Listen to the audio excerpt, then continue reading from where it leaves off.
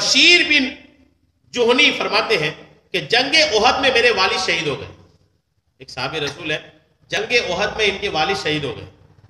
تو میں روتا ہوا حضور کی خدمت اقدس میں حاضر ہوا. بچپنا تھا، بچہ تھا، حضور کی بارگاہ میں آیا، یا رسول اللہ میں ابھی چھوٹا سا ہوں، میرے والد صاحب جنگ احد میں شہید ہو گئے. جب پیارے آقا کی بارگاہ میں حاضر ہوئے نا، تو آقا کیا فرماتے ہیں سنیے، آپ اس روایت کو سنیے. اور حضور علیہ الصلوۃ والتسلیم لوگوں کی دل جوئی کتنا کرتے تھے، لوگوں کی دل جوئی، لوگوں کے ساتھ اچھا سلوک کر کے ان کو خوشی دینے کا کام حضور کا کتنا تھا. دیکھیے یہ بھی ایک سبق ہے ہمارے لیے. ہمارے پاس ابھی کے اس دور میں بہت کم لوگ یہ وقت نکالتے ہیں کہ تھوڑا سا وقت نکال کر کے کسی کے دل کو خوش کرنے والا کام کیا جائے. کسی اور کو نہیں کر سکتے، کم سے کم گھر ہی میں بیٹھ جائے، اپنی ماں کا دل خوش کرے، اپنے باپ کا دل خوش کرے. گھر میں کوئی اور دیگر افراد ہیں، انہی کے پاس بیٹھ کر کے کچھ ایسا بولے، کچھ ایسا کرے کہ وہ خوش ہو جائے، مسکراہٹ ان کے چہرے پہ آ جائے. آج کل کس کے پاس وقت ہے؟ دن بھر اپنی مصروفیات، رات کو گھر پہنچے تو موبائل ہے، تنہائی ہے، ٹی وی ہے، یعنی لوگوں کو ایک دوسرے سے بات کرنے کا وقت نہیں ہے. لیکن صحابہ کرام، خود ہمارے پیارے آقا علیہ السلام کا انداز کیسا تھا دیکھیے. جب وہ روتے ہوئے حضور کے پاس آئے نا، تو میرے آقا نے فرمایا کیوں روتے ہو؟ آقا نے فرمایا کیوں روتے ہو؟ تمہارے والد کا انتقال ہو گیا، اس لیے رو رہے؟ آقا فرماتے سنو، آقا فرماتے کیا تم اس بات پر راضی نہیں ہو کہ میں تمہارا باپ بن جاؤں؟ جی میں تمہارا باپ بن جاتا ہوں اور عائشہ تمہاری ماں بن جاتی ہے.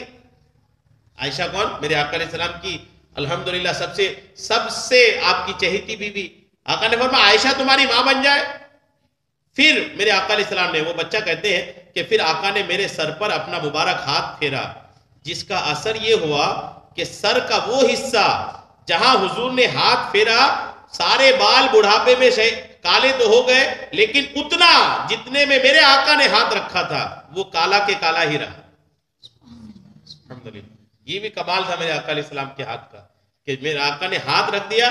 تو ہاتھ تو رکھے تو بچپنے میں، لیکن بڑھاپا بھی ہو گیا، پھر بھی میرے آقا کے ہاتھ کا وہ اثر باقی تھا کہ سارے بال سفید ہو گئے، لیکن اتنا حصہ الحمدللہ اس کی سیاہی برقرار رہی.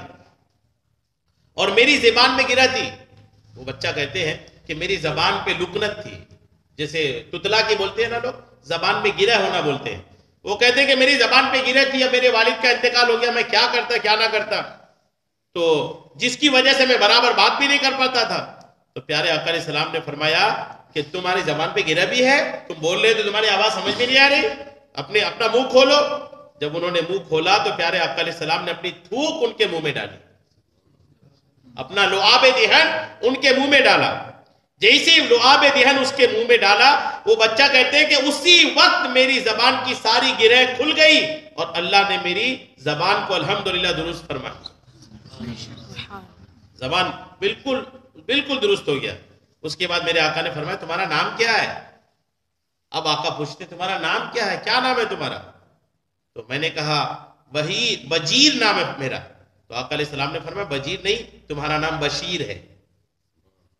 یہ اکثر ہوتا تھا کہ اگر کوئی آتا تھا حضور کی بارگاہ میں، اس کا نام درست نہیں رکھا گیا ہوتا ہے، تو پیارے آقا علیہ الصلوۃ والتسلیم الحمدللہ اس کا نام بدل دیتے تھے.